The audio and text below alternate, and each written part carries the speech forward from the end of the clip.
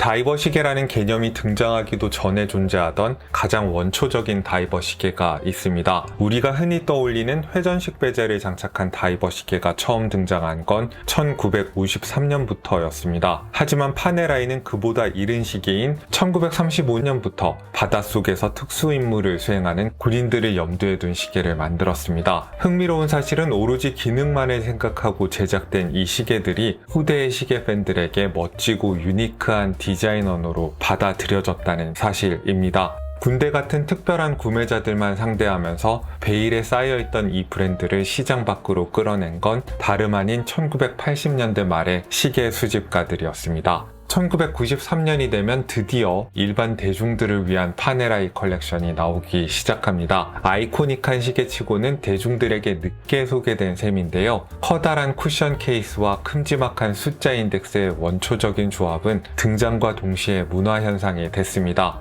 누가 뭐라고 하든지 간에 파네라이 같이 생긴 시계는 파네라이 뿐이라는 게 이 브랜드가 뿜어내는 마력의 근원일 것입니다. 파네라이를 처음 컬렉션에 들인다고 하면 아무래도 역사적인 상징성이 있는 루미노르와 라디오미르 디자인을 먼저 고려하기 마련인데요. 오늘은 그 두 디자인을 중심으로 살펴볼 만한 4종류의 시계들을 소개해 드리도록 하겠습니다. 아마 많은 분들께서 라디오미르를 해야 하나 루미노르를 해야 하나 고민도 하실 거고요. 원조처럼 큰 사이즈를 골라야 할지 아니면은 요즘 트렌드를 따라서 조금은 작고 얇은 사이즈를 골라야 할지도 고민하고 계실 겁니다. 사이즈나 무게를 이번 영상을 위해서 저희 채널에서 다 실측을 했습니다. 오늘 영상을 보시고 나면은 어떤 파네라이가 좀 더 나한테 맞는 시계가 될지 그림이 그려지실 거라 생각합니다.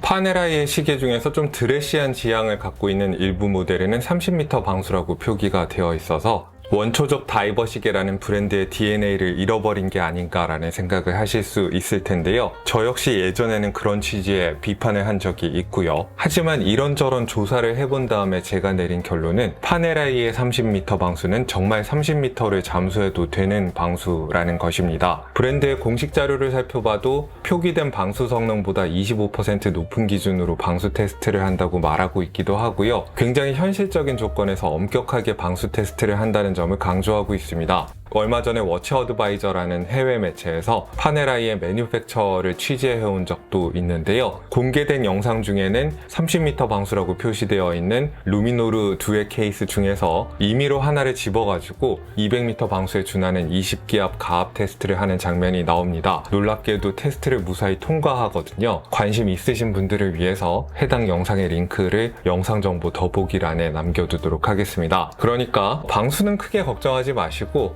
디자인과 핏을 중심으로 생각을 해보시면 좋을 것 같습니다.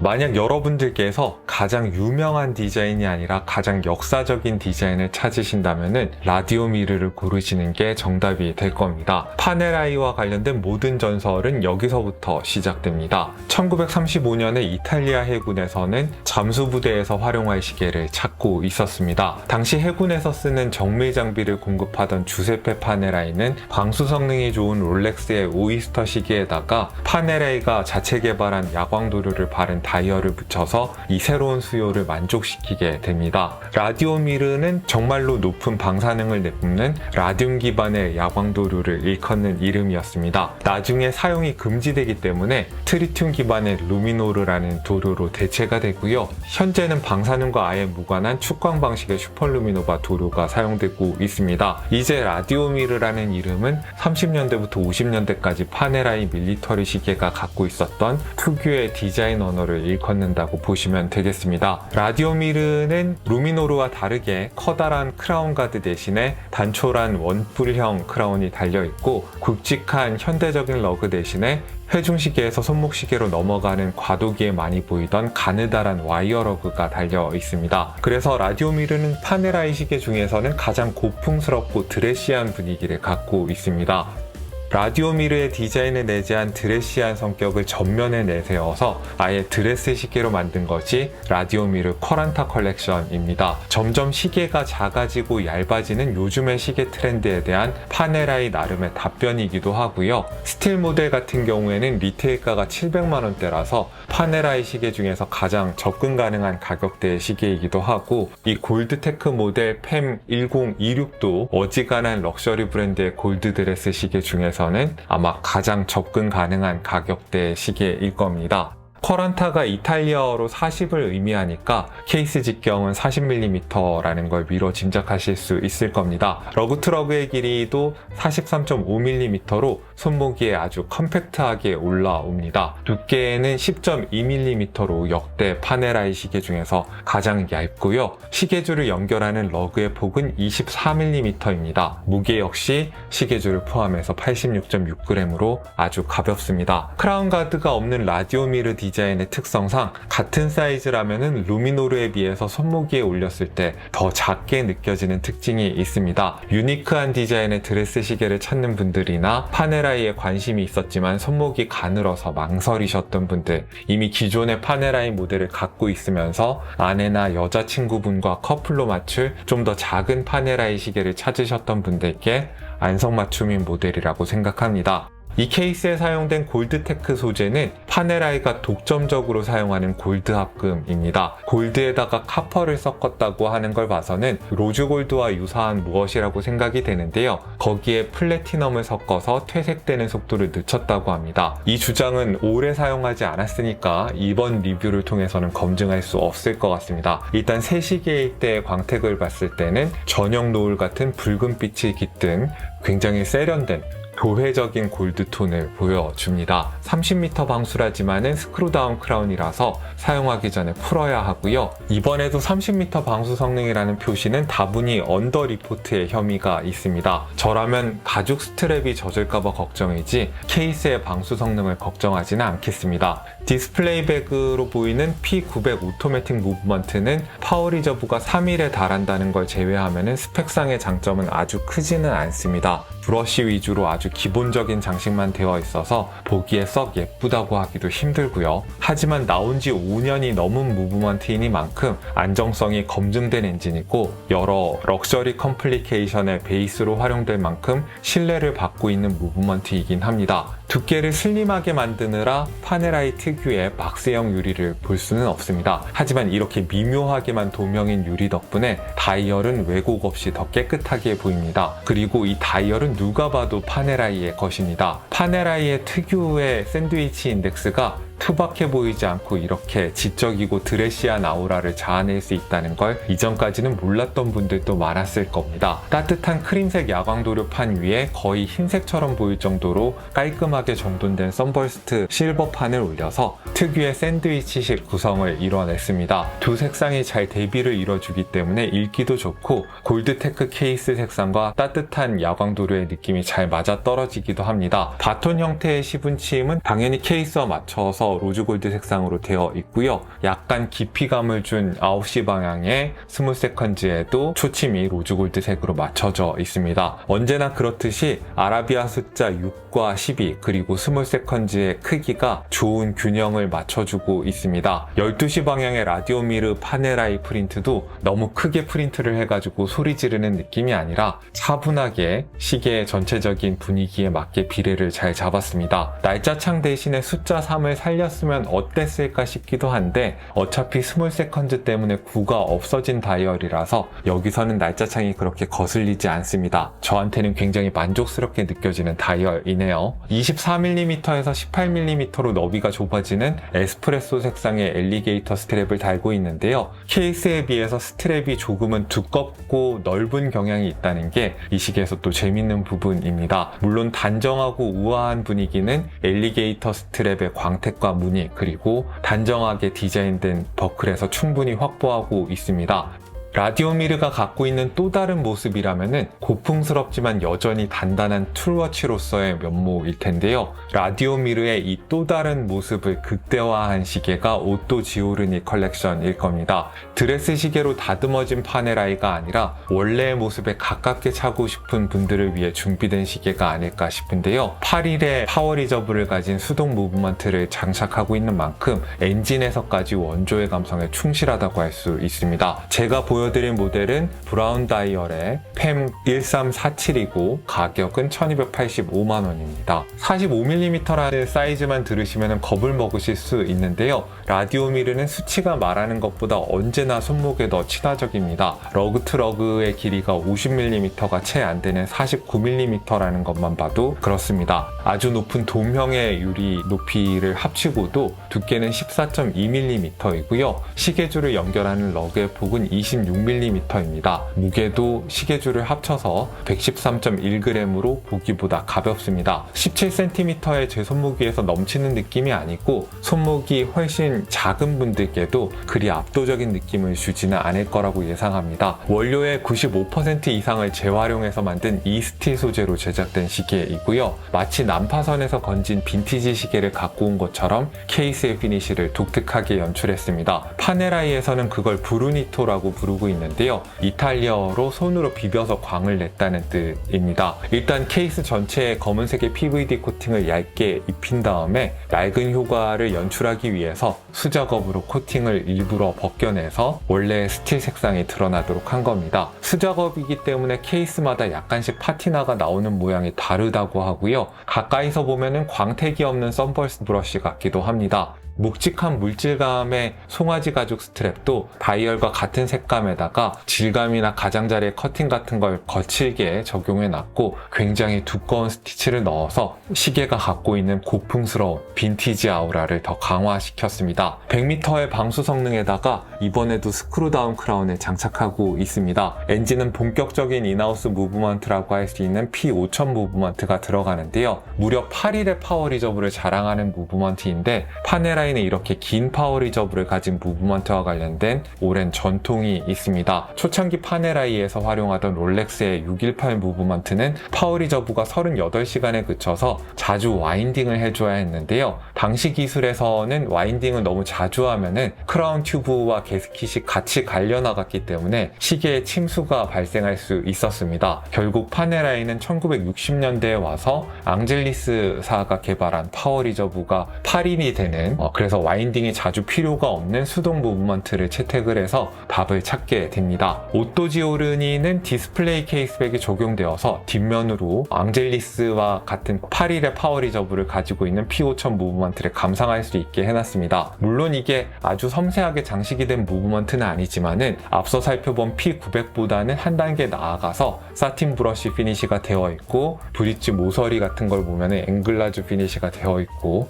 모든 구멍마다 폴리시된 카운터 싱크 마감이 되어 있어서 장식에서 그래도 좀 신경을 쓴 부분이 있습니다. 스프링의 유효 길이를 조정하지 않고 밸런스 휠의 나사를 통해서 시계의 정확도를 조정할 수 있는 프리 스프렁 밸런스 휠을 갖고 있는 무브먼트고 트윈 배럴을 갖고 있는 무브먼트니까 전반적인 구조 자체도 P900보다는 한 단계 고급의 무브먼트라고 부를 수 있을 겁니다. 수동 감기를 하는 느낌이 굉장히 부드럽다는 거랑 원조 시계와 마찬가지로 날짜창이 없다는 건 이번 시계에서 너무 마음에 드는 부분입니다.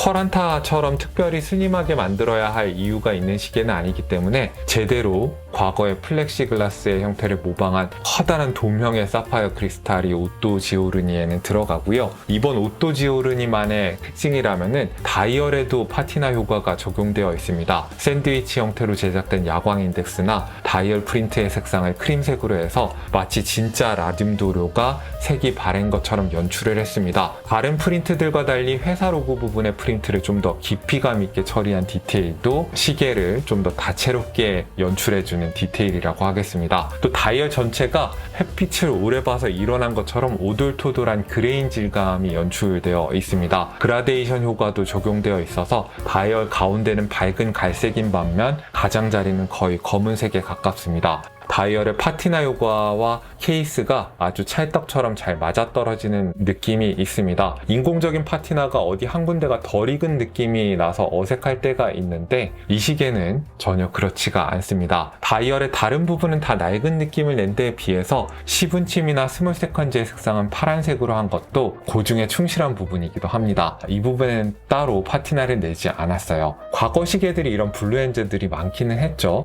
다이얼의 나머지 부분은 전형적인 파네라이의 것입니다. 9시 방향에 스몰 세컨즈가 있고 3시 방향에는 오또 지오르니 브레베따또라고 적혀 있는데 이탈리아어로 파리 특허 받았음이라는 의미를 적어 놓은 겁니다. 날짜창이 없고 이 3시 방향의 프린트로 3시, 6시, 9시, 12시 방향의 상하좌우를 완벽한 대칭으로 만들어 놓은 게 인상적입니다. 만약 여러분들께서 가장 근본에 가까운 파네라이 시계를 찾으신다면 오또 지오르니는 후보에 올려볼 만한 시계라고 생각이 됩니다. 가장 역사적인 디자인이 라디오미르라면은 파네라이를 지금 파네라이의 위상에 올려놓은 디자인은 루미노르입니다. 루미노르라는 이름이 처음 등록이 된 거는 1949년이고요. 이 이름이 트리튬 기반의 새로운 야광도료라는 의미를 갖게 된 거는 1960년대 중반일 걸로 추정이 됩니다. 반면 파네라이의 상징과도 같은 반달 모양의 크라운 보호장치 특허는 1956년에 출원이 됐습니다. 무엇보다 확실한 기록은 1993년에 파네라이가 처음 민간에 공개됐을 때 선보였던 디자인이 루미노르였다는 것입니다. 그때부터 지금까지 가장 사랑받은 디자인이 루미노르였고 루미노르에 달려있는 이 크라운 보호장치는 보기에도 멋지고 가지고 놀기에도 재밌지만은 어쩌면은 스크루다운 크라운보다도 우월하다고 볼 수 있는 방수 시스템입니다. 스크루다운 크라운은 직관적인 사용 방법에도 불구하고 나사의 원리를 이용하기 때문에 사용자의 부주의나 잦은 사용으로 인해서 나사선이 마모돼 버리면은 방수 성능을 잃어버리게 된다는 단점이 있습니다. 하지만 루미노르의 시스템은 크라운 보호장치에 있는 묵직한 레버를 통해서 나사선을 이용하지 않고도 게스킷에 적절한 압력을 가해서 방수 성능을 확보해 줍니다. 크라운을 빨리 돌리고 싶을 때 커다란 보호장치가 걸리적거려서 방해가 되는 건 사실이지만은 사실 우리가 크라운을 확확 돌려서 무브먼트를 고장낼 때가 많다는 점을 감안하면은 여러모로 장기적인 내구성 면에서는 스크루다운 크라운보다 훨씬 더 나은 시스템이라고 할 수 있습니다. 물에 들어가기 전에 육안으로 크라운이 열렸는지 잠겼는지를 확실히 볼 수 있다는 점에서도 더 안전한 시스템이라고 할 수 있겠습니다. 이런 이유에서 저는 방수시계의 역사에 관심이 있는 사람이라면은 루미노르는 한 번쯤은 경험해 볼 필요가 있다고 생각합니다. 라디오미르에 쿼란타가 있듯이 루미노르 디자인으로도 드레스 시계 옵션이 있습니다. 바로 루미노르 듀엣 시리즈인데요. 제가 보여드릴 모델은 팸 12742고 리테일가는 960만원입니다.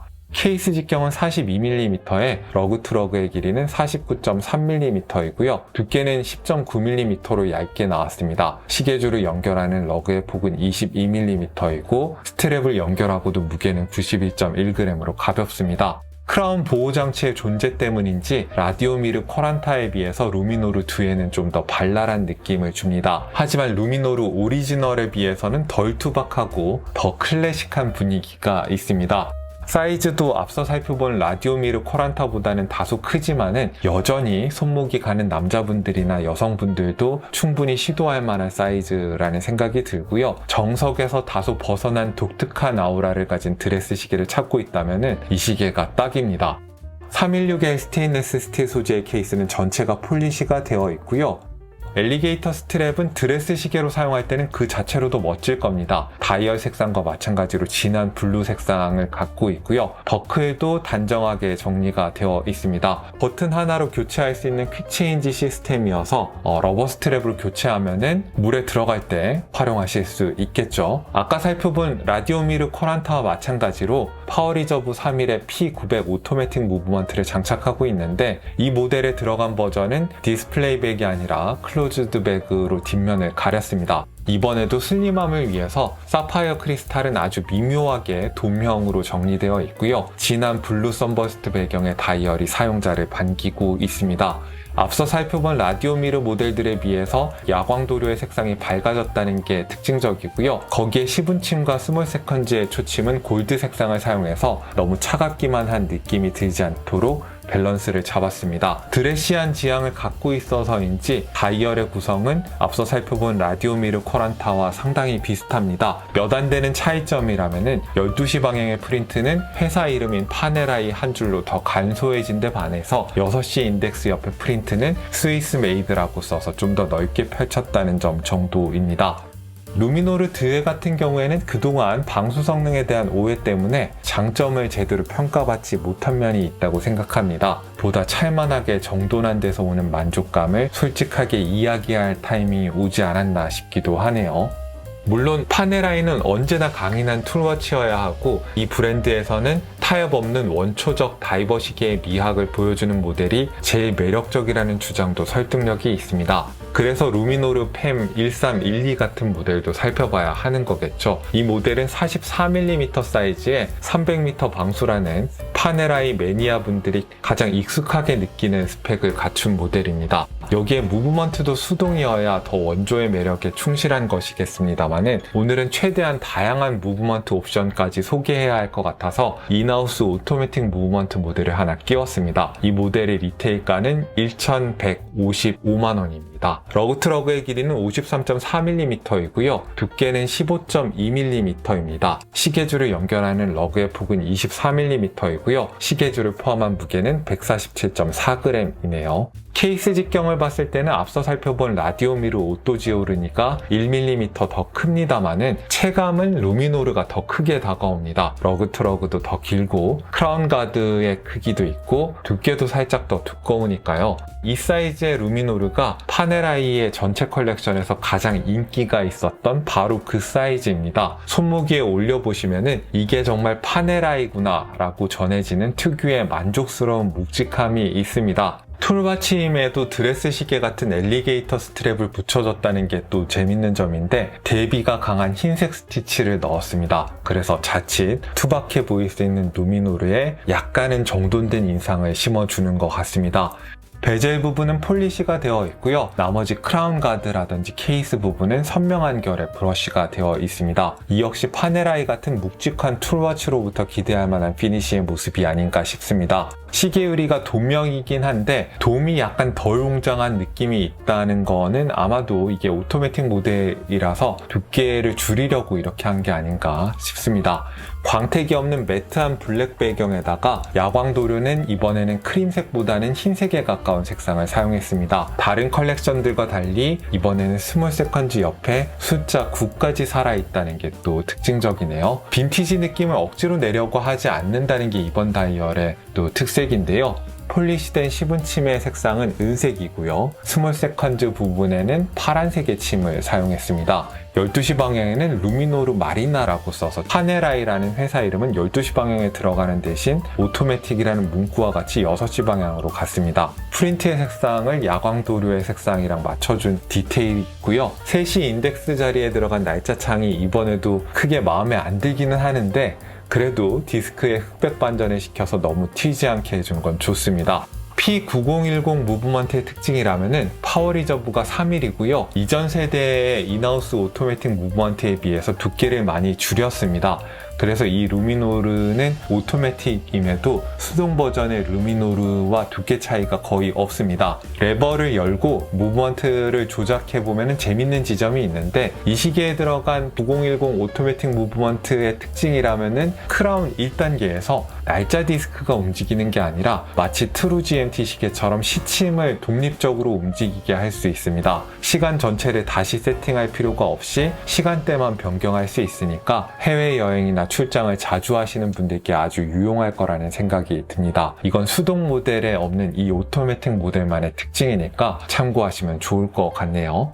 자, 이렇게 해서 라디오미르와 루미노르 디자인을 대표하는 4가지 모델들을 살펴보면서 P5000이나 P9010 같은 대표 모델에 가장 널리 쓰이는 인하우스 무브먼트까지 살펴봤습니다. 여러분은 이 영상을 보시고 어떤 상상의 나래를 펴셨는지, 이 넷 중에서 이상적인 조합을 찾으셨는지 궁금하네요. 오늘도 여러분들께 유용한 정보가 됐기를 바라고요. 여기는 생활인의 시계 채널, 저는 호스트 김생활이었습니다. 안녕히 계십시오.